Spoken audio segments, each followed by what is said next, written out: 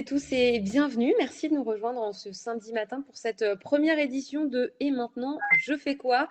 Une journée d'orientation qui vous est proposée par l'école l'ESG. On va parler évidemment de votre orientation dans différentes conférences aujourd'hui, mais spécifiquement ici, on va vous parler de métiers et notamment dans le secteur du commerce et de la vente avec nos invités. Je suis Gaëlle Mignon, je suis journaliste et je suis ravie d'être avec vous ce matin. Ravie d'accueillir également Lucille, qui est notre modératrice. Elle va sélectionner vos questions parce que c'est important que vous puissiez réagir et poser vos questions dans cette conférence. Et puis, ravie d'accueillir également nos invités, nos professionnels qui vont vous présenter leur métier. Lionel Bianco est directeur commercial de Manageo. Bonjour Lionel.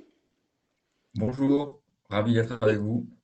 Et Caroline Tomasino, responsable commerciale des activités services de l'UTESA. Bonjour Caroline. Bonjour Gaëlle, bonjour Lionel, bonjour à tous. En tout cas, merci de votre présence. Je vous rappelle pour vous étudiants qu'il faut ne pas hésiter à nous poser vos questions, à leur poser des questions. On en a déjà eu pas mal depuis le début de la matinée. C'est important parce que parfois il y a des questions que nous on n'a pas, mais que vous vous posez. Donc surtout, n'hésitez pas. On commence avec vous, Lionel. Vous êtes enseignant à l'ESG Aix-en-Provence. Peut-être que certains étudiants vous reconnaissent ce matin, mais aussi et surtout directeur commercial de Manageo. Dites-nous juste en quelques mots ce qu'est cette entreprise. Alors, Manageo est une société spécialisée dans la data, le digital. Ce que j'ai tendance à dire, c'est notre métier, c'est d'aider nos clients à trouver de nouveaux clients en s'appuyant donc sur notre capital data, hein, l'ensemble des entreprises françaises, et de pouvoir derrière mettre en place des campagnes digitales multicanales, proposer également des plateformes de prospection pour aider nos clients à trouver de nouveaux clients. Avec une taille d'entreprise qui est une PME, vous n'êtes pas Alors, très. Manageo, c'est globalement, on est filiale du groupe Altares et globalement, c'est 70 personnes.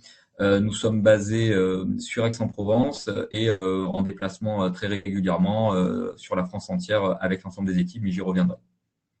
Alors, vous êtes directeur commercial aujourd'hui. Quel est votre parcours qui vous a amené jusqu'à ce poste-là? Alors, alors moi, j'ai un parcours qui est un petit peu atypique parce que j'ai une formation en statistique et en informatique. Et ensuite, donc j'ai démarré dans cette société en m'occupant d'abord de tout ce qui est data, qui est je dirais le cœur de notre métier. Ensuite, j'ai évolué sur la partie marketing digital. On va parler de génération de leads, génération de trafic, d'animation de différents sites. Et ensuite, j'ai évolué vers les fonctions commerciales en lançant, je dirais, le segment de grand compte au sein de la structure pour prendre la direction commerciale depuis maintenant une dizaine d'années.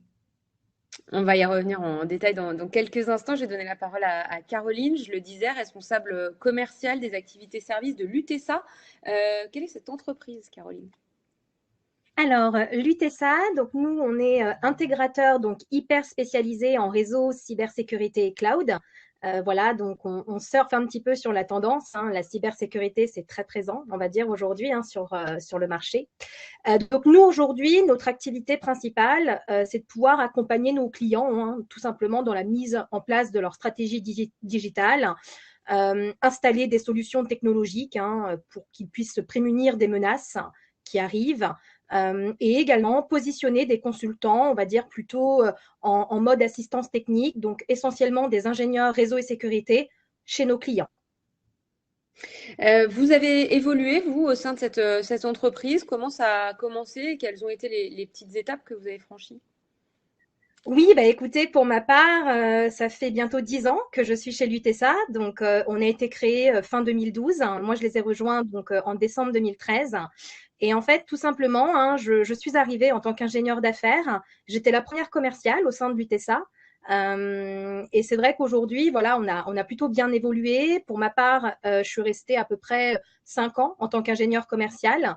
Et ensuite, j'ai évolué vers des fonctions plutôt de responsable commercial, où là, entre guillemets, je drive une équipe, hein, de 5 commerciaux sur mon activité service. Donc, je les accompagne au quotidien sur la prise de rendez-vous, les rendez-vous, bien évidemment, les accompagner également sur cette phase de prospection téléphonique.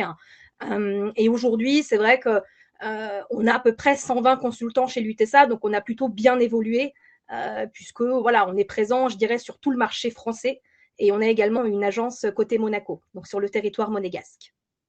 En termes de formation, Lionel nous disait tout à l'heure qu'il est venu plutôt de l'univers des mathématiques, pas trop de l'univers du commerce. Vous avez une formation spécifique à votre métier d'aujourd'hui? Alors, pour ma part, moi, je dirais que j'ai un parcours assez classique. Donc, après le baccalauréat, hein, je me suis orientée vers un BTS commerce international. Donc, je pensais justement travailler plutôt sur ces aspects internationaux. Finalement, voilà, le métier de l'IT, je suis tombée un petit peu dedans par hasard. J'ai réalisé, on va dire, mon master en école de commerce, toujours sur un master commerce international. Et voilà, je suis tombée dans l'IT et j'y suis restée puisque c'est un réel coup de cœur. On va revenir sur votre quotidien dans quelques instants. Je vais demander à Lionel, donc chez Manageo, vous êtes donc directeur commercial aujourd'hui. Alors concrètement, ça veut dire quoi être directeur commercial dans une société comme la vôtre? Alors disons que la question est très intéressante parce que je dirais qu'il y a autant de directeurs commerciaux que de sociétés. Chez Manageo, être directeur commercial, c'est piloter une trentaine de collaborateurs. Chez Manageo, je pilote 4 équipes sur différents segments, les grands comptes, l'indirect, les TPE, PME et également le customer service. Ce qui est extrêmement intéressant dans ce rôle de directeur commercial au sein d'une structure comme la nôtre, c'est un métier qui est vraiment très varié. On a vraiment des relations avec l'ensemble des services de l'entreprise. Évidemment, la mission première va être de définir la stratégie commerciale de l'entreprise et de pouvoir la mettre en place. Donc pour cela, ça va, comme le disait tout à l'heure Caroline, mais on est dans la définition évidemment des objectifs qui vont être relayés ensuite auprès des différents managers. On va déterminer, je dirais, les différentes cibles, les différents périmètres, les différents terrains de jeu des équipes commerciales. On va parler des secteurs, on va parler de toutes ces choses-là, des attributions de comptes quand on va être sur des comptes de plus grande envergure. On va également travailler sur toutes les actions de prospection qui doivent être mis en musique, je dirais, dans l'année pour atteindre les objectifs qui nous seront donnés.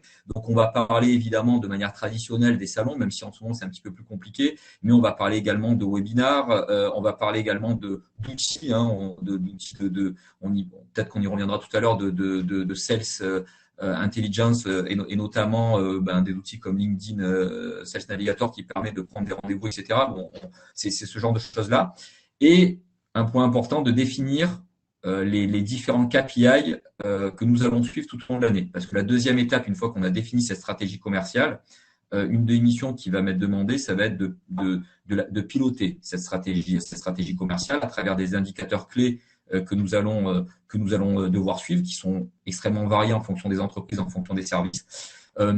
Et en plus de ces indicateurs clés, donc une journée, une semaine type, ça va être également pas mal de réunions avec mes différents managers. Si je vous donne un exemple à ce stade, c'est moi, je vais avoir une réunion hebdomadaire avec mes 4 managers où on va faire un point sur l'ensemble des équipes et sur l'ensemble de l'avancée en termes de chiffres, en termes des différents sujets qui peuvent être abordés. Je vais faire des réunions mensuelles avec les équipes directement parce que j'aime être proche des équipes également et pouvoir les rencontrer régulièrement. Et ensuite, l'ensemble des collaborateurs, je vais les voir individuellement entre 2 fois et 3 fois par an pour pouvoir justement faire également un point pour rester assez proche des équipes. Donc ça, c'est, je dirais, sur la partie direction commerciale au sens stratégie et pilotage des équipes. Je pourrais également parler, si vous voulez, de la présence au sein des clients, parce que c'est quelque chose qui est extrêmement passionnant, extrêmement intéressant. Et donc, on va évidemment rencontrer les clients régulièrement, les clients clés. Malheureusement, j'ai pas la chance et le temps de pouvoir rencontrer l'ensemble des clients, puisqu'on a plusieurs milliers de clients au sein de Manageo, mais clairement, il faut rencontrer ses clients clés régulièrement, discuter des dossiers clés, parce que dans certains cas, il y a des dossiers qui doivent se discuter avec l'équipe commerciale, avec le manager, mais qui vont également, je dirais, terminer sur mon bureau lorsqu'il va falloir arbitrer sur certains points, ou alors également des dossiers sur lesquels on est en difficulté. Et donc, dans ces conditions, on doit également en discuter de manière régulière avec les équipes. On Donc voilà, l'entend si vous bien, voulez. on l'entend bien, Lionel, dans ce métier, il y a quand même plusieurs facettes. Il y a l'aspect commercial, on l'a dit, il faut aller chercher des clients, il faut s'en Oui, occuper.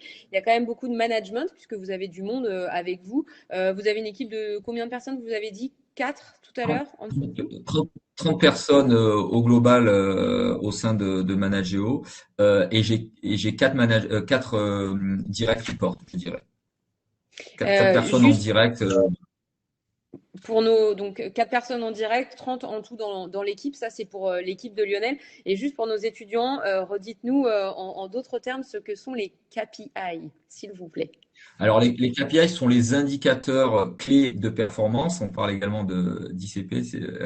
Ce sont les grands indicateurs qui vont nous permettre de suivre la stratégie qui a été mise en place. Donc, ça va, tout à l'heure, Caroline parlait de la prise de rendez-vous. Donc, ça va être le nombre de rendez-vous que chaque collaborateur doit réaliser sur une période, sur un mois, sur un trimestre, sur une année, avec les taux de conversion qu'on imagine sur chacun de ces rendez-vous. Donc, ça va être un certain niveau d'indicateur. On va également suivre le taux de transformation que l'on a établi et que l'on a estimé pour atteindre ces objectifs. On va parler également alors de création alors un langage qu'on utilise beaucoup dans l'univers commercial et de la direction commerciale, c'est la création de pipe. Le but, c'est de se dire combien on va créer d'opportunités d'affaires au moment où on est en relation avec nos différents clients, et quelle est la probabilité de conversion que l'on estime réaliser. Donc ça, ce sont des exemples de KPI. Je pourrais en donner Ça veut dire d'autres. quand même que ça veut dire que les études de maths, Lionel, elles sont intéressantes dans votre métier là, parce qu'il y en a besoin. On parle beaucoup de chiffres quand même chez vous, hein. Exactement. C'est vrai que je le dis souvent, et même je le dis souvent aux étudiants que je peux avoir, et je le dis aux équipes, c'est-à-dire qu'il y a quand même une approche qui est quand même analytique qui est là. Alors après, attention, on n'est pas non plus, on n'est pas des statisticiens, mais il y a quand même, et c'est ce qui est également intéressant, de pouvoir justement à la fois piloter les équipes avec une dimension humaine, les rencontrer, échanger avec elles, etc., mais également mettre ces échanges en perspective avec des analyses chiffrées. Et l'idéal, c'est quand les deux analyses, je dirais, se rejoignent, où le sentiment qu'on peut avoir se retranscrit dans les chiffres, et ça permet justement d'avoir un pilotage le plus juste possible, je dirais. Merci beaucoup pour ces précisions. Caroline, on a entendu dans les mots de Lionel qu'il y a une partie de management. C'est aussi votre quotidien depuis 2 ans, depuis que vous êtes finalement en charge de cette équipe commerciale. Oui, tout à fait, exactement. Donc moi, un petit peu comme Lionel, je suis l'équipe au quotidien. Donc c'est vraiment important, voilà, de pouvoir animer des réunions, échanger avec eux et surtout échanger aussi face à leurs difficultés. Et nous, ce qu'on aime bien faire durant les réunions, voilà, je leur laisse la parole. On fait un petit REX, donc un petit retour d'expérience, où chacun va pouvoir expliquer un petit peu les difficultés qu'il a rencontrées sur les semaines passées et comment on peut trouver les solutions ensemble. Je pense que voilà, le travail en équipe dans ce genre de cas est vraiment important. Donc, on essaie de mettre en place, je dirais ça, toutes les semaines. Et ensuite, bien évidemment, on le sait, la crise sanitaire est passée par là. Donc, forcément, on se doit d'être beaucoup plus soudés. On ne se voit pas tous les jours, malheureusement, mais c'est vrai qu'aujourd'hui, on a quand même pas mal d'outils qui nous permettent de pouvoir faire des visioconférences, de garder le lien avec nos clients. Et c'est justement ça qu'on essaie de ne pas perdre de vue, ce point-là, qui est pour moi primordial. La partie management, je dirais que voilà, je l'apprends moi aussi au quotidien. Je suis aidée par mes équipes. Ils me remontrent entre guillemets des choses terrain. Et le but, c'est de pouvoir les analyser ensemble. Et je disais justement, et je reprends un petit peu ce que disait Lionel sur la partie KPI, important aujourd'hui pour un ingénieur d'affaires de se définir des objectifs. Et si on définit bien ces objectifs dès le départ, on peut réussir son année. Bien évidemment, il y a un suivi à réaliser au quotidien, mais dès le départ, il faut avoir une base et donc des objectifs importants dès le départ. Si on descend d'un échelon, que ce soit pour vous, Lionel, ou pour vous, Caroline, dans les métiers qui forment qui sont ceux de vos collaborateurs, quels sont les métiers types, typiquement chez vous, Caroline? Est-ce qu'on a des personnes qui font du phoning, du démarchage par téléphone? C'est aussi une façon de vendre des choses. Est-ce qu'on se déplace? Qu'est-ce qu'ils font concrètement, vos collaborateurs? En fait, aujourd'hui, les collaborateurs, donc j'ai, on va dire, 5 ingénieurs d'affaires qui vont vraiment être sur le terrain. Donc, ils ont, on va dire, pas mal d'actions. Comme vous l'avez dit, la prospection téléphonique en fait partie, mais ils vont également échanger avec les clients lors des rendez-vous. Ils vont répondre à des appels d'offres, élaborer des plans d'action, négocier avec tous les différents services. Donc, nous, aujourd'hui, on va échanger avec les services IT, avec les services achats, et notamment, je pense aux grands groupes. Forcément, on se doit d'aller rencontrer des personnes phares comme les RSSI, donc tout ce qui est responsable sécurité des systèmes d'information, les DSI, donc les directeurs, également les responsables réseau sécurité. Donc ça, c'est vraiment leur quotidien. On participe aussi à des conférences, donc des webinaires, des salons. D'ailleurs, notre prochain salon, ça sera l'IT Meetings à Cannes fin mars. Voilà, donc on participe à différents salons toute l'année. Et on a également 2 Inside Sales, comme on l'appelle chez nous. Donc, c'est des personnes qui sont plutôt sédentaires et qui nous aident dans cette partie de prospection téléphonique. Et qu'est-ce qu'elles font?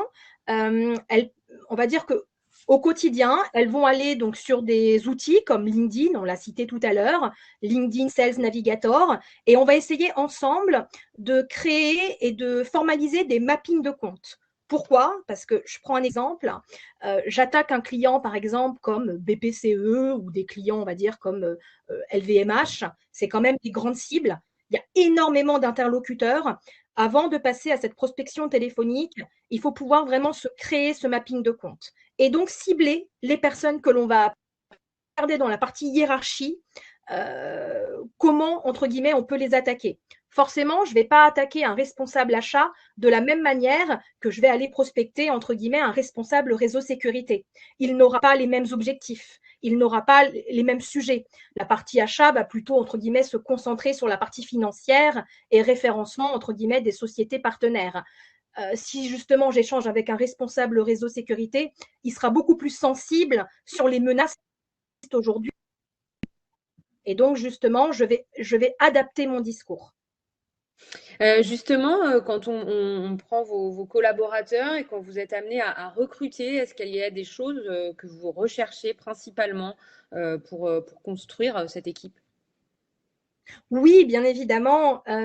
Aujourd'hui, je pense qu'il y a plusieurs qualités pour moi qui sont primordiales et attendues pour ce type de métier. Je pense que, voilà, je vais quelques-unes. Ce qui est important, c'est vraiment d'être à l'écoute. Pour moi, on est vraiment dans un rôle de conseil. Au-delà, entre guillemets, de cet aspect vente, on est là pour conseiller nos clients. Et surtout sur ce marché, on va dire, de la cybersécurité, comme je l'ai dit, qui est un secteur assez critique et tendu. Donc, on est vraiment là pour écouter, comprendre ses enjeux et pouvoir lui proposer des solutions. Donc, être à l'écoute, un point important pour moi. Également être un bon communicant. On le sait, on est sur un marché qui est concurrentiel. Si on veut entretenir de bonnes relations, il faut pouvoir communiquer et échanger régulièrement avec nos clients. Et ensuite, bien évidemment, je dirais des choses assez classiques, bien savoir gérer son temps. On le sait, on a souvent des plannings chargés. Les clients également ont des plannings chargés. On a des deadlines à respecter dans le cadre de nos appels d'offres. Donc, il faut pouvoir, entre guillemets, anticiper ces deadlines-là. Et ensuite, je pense que Lionel pourra confirmer ce point-là. Il faut vraiment aimer se challenger. On est là aussi pour relever des défis, on le sait. C'est je dirais, un métier prenant. On peut être frustré de temps en temps, puisque des fois on perd, des fois on gagne, mais c'est pas grave. Ou alors c'est moi. On est là vraiment pour. C'est bon, vous m'entendez, Gaëlle? Je crois que c'est moi, j'ai l'impression que c'est ma connexion. D'accord. Donc si on vous entend, continuez surtout. D'accord, pas de souci. Donc, ce que je disais, voilà, il faut vraiment aimer le challenge et ne pas. Si on perd un dossier, c'est pas grave. Voilà, les prochains, on y arrivera et il faut toujours être optimiste et positif. Le travail Euh, paie, hein. le travail fait, ça c'est un bon point. Lionel, quelque chose à ajouter sur ce que vient de dire Caroline sur les profils et peut-être parce qu'on nous pose des questions sur les formations idéales pour arriver dans votre secteur et devenir un commercial.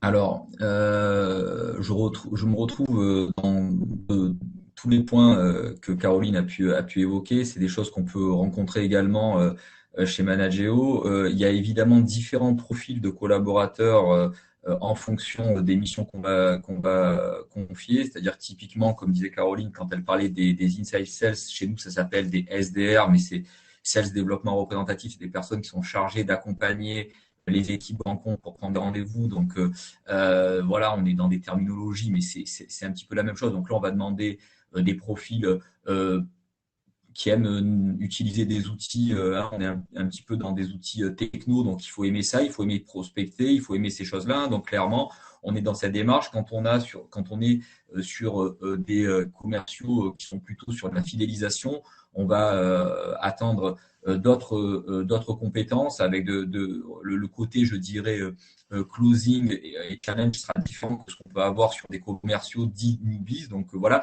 Donc je dirais c'est également comment, si on s'adresse là aux étudiants, c'est comment ils se sentent à moyen terme dans une mission qu'ils voudraient adresser et ils peuvent avoir envie de démarrer sur un poste de commercial newbies et évoluer au fil du temps pour aller vers de l'avant-vente, d'aller vers du management. Bon, on va peut-être venir tout à l'heure sur les évolutions, mais ce que je veux dire, c'est que euh, il y a vraiment différents profils. Le métier de la vente, c'est extrêmement large, extrêmement varié. Et donc, il n'y a pas, je dirais, un profil type, une formation type. Ben, j'en suis l'exemple, je vous le disais, voilà. Il y a surtout, je dirais, des envies, des convictions. Euh, Comme le disait Caroline, il faut les points clés, c'est quoi? Si je le reprends avec des termes un petit peu différents, ça veut dire quoi? Ça va être clairement, moi je parle de savoir, savoir-être et savoir-faire. Il faut avoir envie d'apprendre, je dirais, le métier de l'entreprise dans laquelle vous allez travailler. C'est-à-dire qu'aujourd'hui, un commercial se doit de conseiller. Pour conseiller, il doit maîtriser, il doit avoir une certaine expertise du métier dont il parle. Donc évidemment, un commercial qui va travailler chez Manageo et dans mes équipes ne va pas avoir la même expertise métier que sur des sujets de sécurité. Après, tout s'apprend et ça s'apprend, hein, clairement. Donc voilà, mais il faut avoir envie d'apprendre ça. Donc il faut avoir ce souhait intellectuellement d'apprendre ça. Ensuite, je dirais sur le savoir-faire, on va parler, moi je parle des fois d'efficience opérationnelle. Alors ça veut dire quoi? Ça veut dire euh, on- il faut être organisé dans tout ce que l'on fait. C'est des métiers prenants et donc il faut être capable de se dire, ben là je prospecte, là je dois aller en rendez-vous, là je dois faire un compte rendu, là je dois préparer ma réunion, là je dois aller discuter avec tel service en interne, vous voyez. Et donc c'est toute cette partie-là. Et enfin, ben sur le savoir-être, je le décline aussi en termes je dirais, d'intelligence émotionnelle et ça, c'est une manière, je dirais, de dire également, mais il faut aimer communiquer, écouter son client, écouter également son manager ou ses équipes. Hein. Souvent, je souris parce que je dis aux équipes, on fait autant de commerce en interne qu'en externe parce qu'on a parfois besoin d'aller taper à des chefs de projet, à des pre-sales, etc. Mais voilà, donc c'est clairement un métier où il faut aimer aller vers l'autre, échanger. Et ensuite, il y a des tas de formations qui amènent à ça si on a ce souhait fort. Voilà, c'est cette intelligence commerciale, savoir-faire et savoir-être. C'est les clés données par Lionel. On a quelques questions qui nous arrivent sur le niveau de rémunération. Caroline, est-ce que les niveaux de rémunération dépendent beaucoup de ce qu'on vend? En gros, est-ce qu'il y a une grosse part variable dans les salaires quand on est dans ce genre de métier? Alors aujourd'hui, je dirais que, en tout cas, chez l'UTSA et sur, on va dire dans mon secteur, oui, bien évidemment, hein, on est sur des salaires avec une partie fixe et une partie variable. Je dirais dans la majorité des cas, on est plutôt sur du 60% sur la partie fixe et 40% sur la partie variable. Après, en toute honnêteté, et ça, je pense que c'est un point clé pour nos étudiants, je vais faire entre guillemets une petite publicité aussi sur le marché de la cybersécurité et du réseau. C'est un secteur qui est très attractif aujourd'hui. On est vraiment en pénurie en termes de candidats. C'est-à-dire sur des profils type ingénieur, mais également des profils type commerciaux. Et donc, forcément, hein, entre l'offre et la demande, hein, là, on est en plein dedans, on a énormément d'offres pour peu de candidats. Donc, c'est certain que c'est un salaire qui est attractif. On peut très bien gagner sa vie dès le départ, donc sur un profil plutôt débutant. Et après, bien évidemment, les évolutions sont nombreuses. Mais c'est un critère qui est important aujourd'hui, hein, on ne va pas se leurrer. Donc, voilà, la rémunération est plutôt attractive chez nous.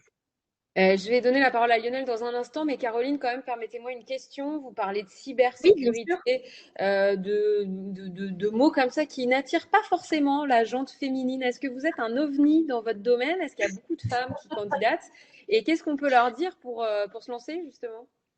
Bah, écoutez, oui, peut-être que je suis un ovni. Non, blague à part. Je vous avoue que quand j'ai commencé, on va dire mes études, voilà, je m'orientais plutôt vers des métiers, on va dire un petit peu plus féminins, donc tout ce qui est mode, luxe, retail, c'était, on va dire, ma cible. Bah, aujourd'hui, j'ai allié les deux parce qu'en fait, ma cible de clients, c'est ce type de secteur. Donc finalement, je suis plutôt aux activités.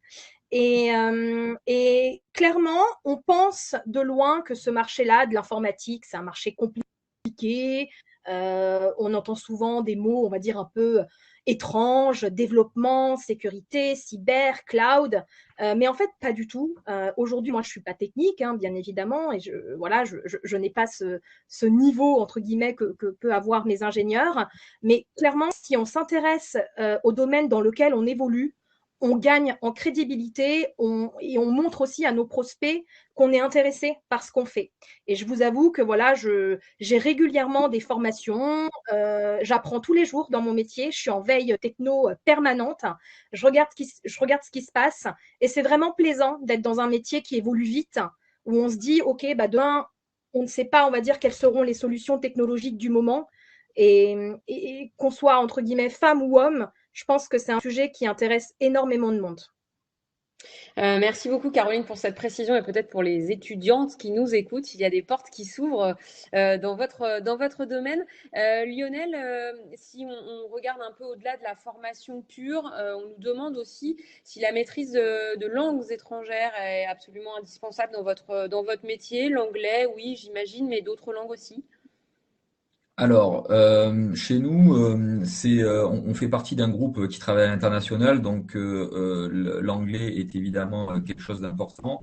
Après, ça va vraiment dépendre des structures. Aujourd'hui, au quotidien, l'ensemble des forts de vente ne sont pas régulièrement, on est sur un périmètre français, donc on est plutôt dans un contexte, je dirais, domestique. Donc, les relations clients se font et les réunions se font, on va dire, à 90% en français, mais on peut être amené, on a des clients, des groupes au niveau international où on peut être amené à avoir donc des réunions, donc c'est essentiellement en anglais sinon. Donc voilà. Et là, c'est une vision, je dirais, parcellaire du marché puisque on n'est pas une entreprise qui travaille avec énormément de groupes étrangers. Il est clair que je fais partie d'un réseau avec d'autres directeurs commerciaux et clairement, dans certains cas, la pratique de l'anglais est quelque chose de non seulement fondamental, mais indispensable également. Il y a quelques minutes, Caroline parlait finalement d'une formation en continu. On se forme au quotidien, tout le temps.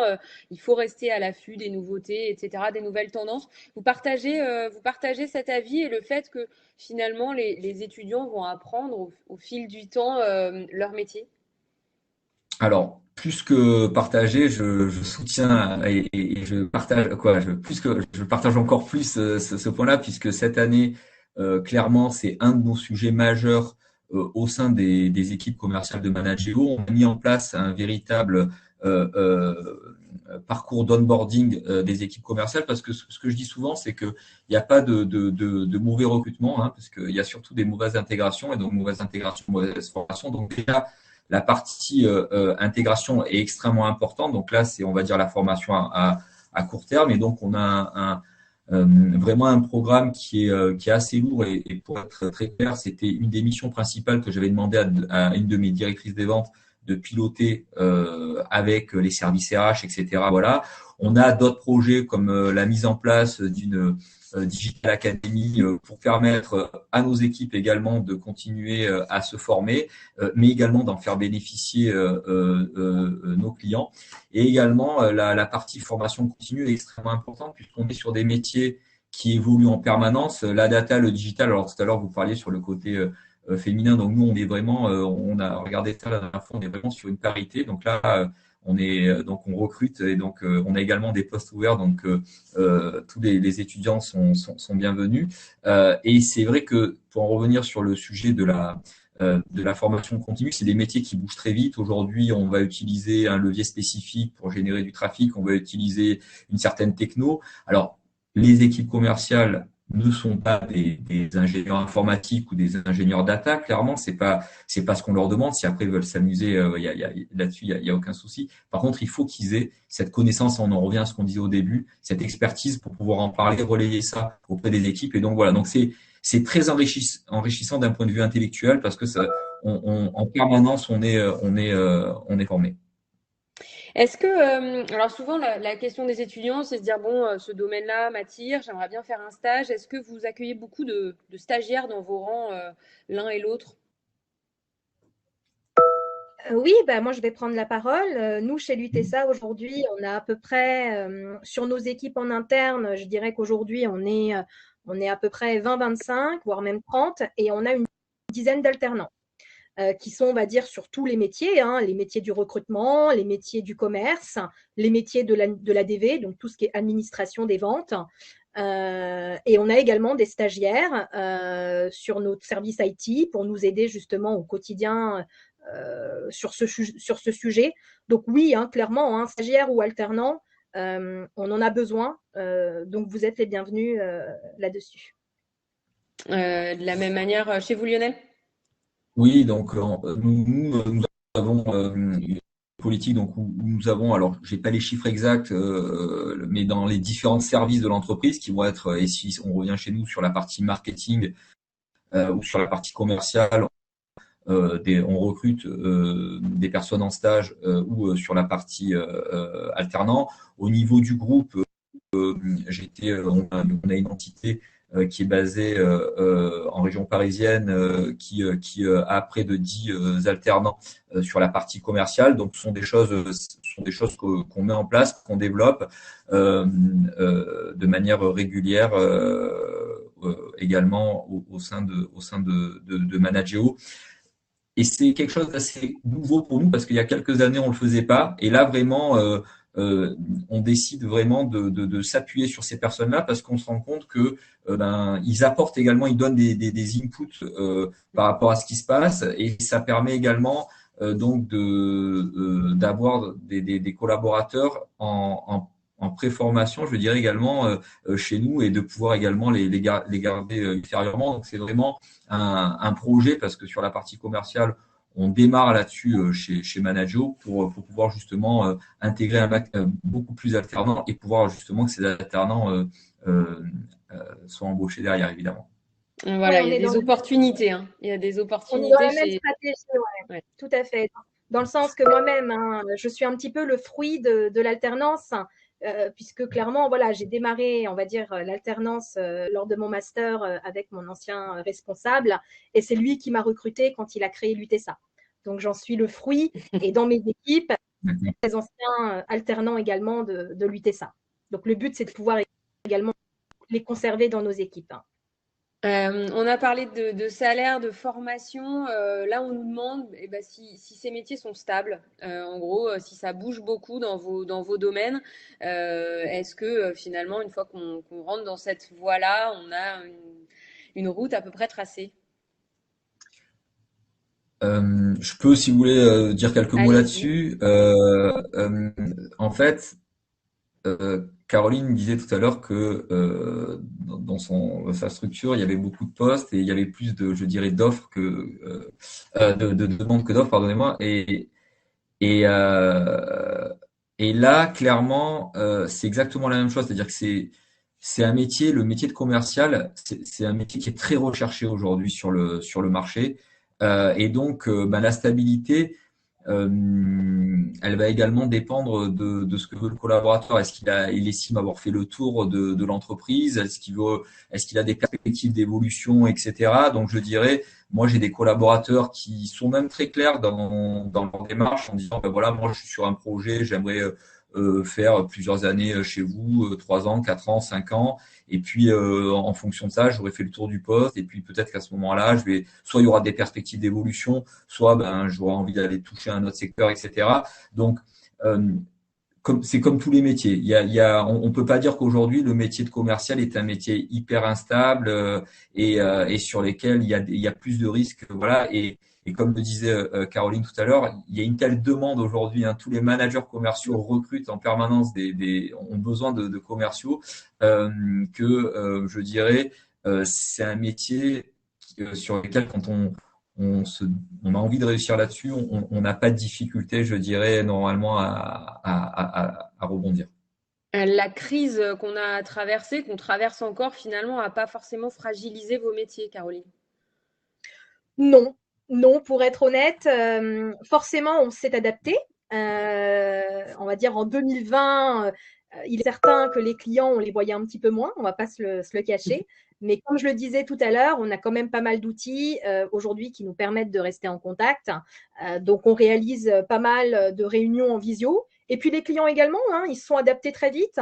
C'est vrai que nous, on va dire les premières années, pour ma part, je présentais des consultants à mes clients, on va dire plutôt en face-to-face. Hein, donc voilà, on avait des rendez-vous programmés. Et finalement, maintenant, hein, la majorité de ces rendez-vous-là se font à distance. Et ça ne change Donc, pas la relation client, ça, le fait de ne pas se voir. Ça ne change rien. alors, en toute honnêteté, oui, ça a un petit peu changé. Maintenant, là, ça y est, on commence un peu à sortir de cette crise. Moi, j'ai relancé les équipes pour qu'on puisse réaliser des déjeuners, aller voir les clients, on va dire, forcément en face-to-face. Et là, ça y est, ça commence, entre guillemets, à revenir un petit peu à la normale. Maintenant, je ne vous le cache pas, on a des clients qui nous font confiance depuis des années. Donc, on s'adapte, nous également, à cette crise. Hein. Lionel, dernière intervention peut-être là sur la crise et le fait d'avoir dû s'adapter ces derniers temps, ces derniers mois, mais ça n'a pas visiblement fragilisé le métier. Non, mais je partage tout à fait le point de vue de Caroline, c'est-à-dire que oui, on s'adapte, oui, ça change. Alors, on parlait des KPI, ben oui, ça peut changer tout à l'heure. Je disais le nombre de rendez-vous qu'on peut prendre, etc., puisque ça évolue un petit peu, mais voilà, on s'adapte. La visio rentre beaucoup, je dirais, dans les mœurs, donc c'est assez simple.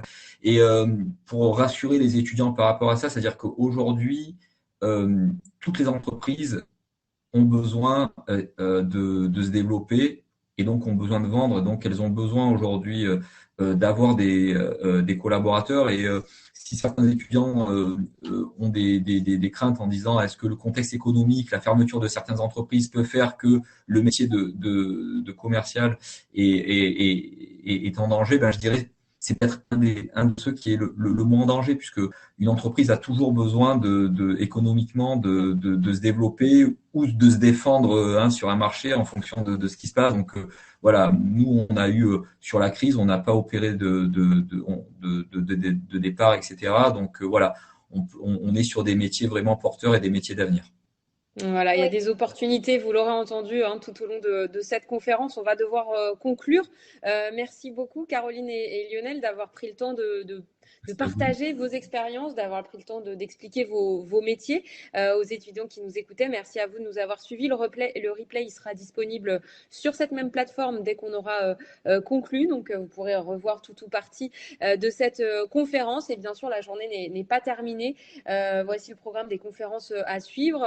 La prochaine, 13h10, les métiers des achats et de la logistique. À 13h10 également, école de commerce ou plutôt BTS ou plutôt DUT à voir. Voilà, si vous ne savez pas encore trop vous positionner. Et puis, le jargon défriché à partir de 13h05, ça c'est pour comprendre ce que sont les KPI et compagnie, voilà, pour arriver encore plus au fait dans ces domaines. Merci beaucoup en tout cas d'avoir été avec nous. Très bon samedi et puis à tout à l'heure pour les étudiants que je retrouverai dans une prochaine conférence.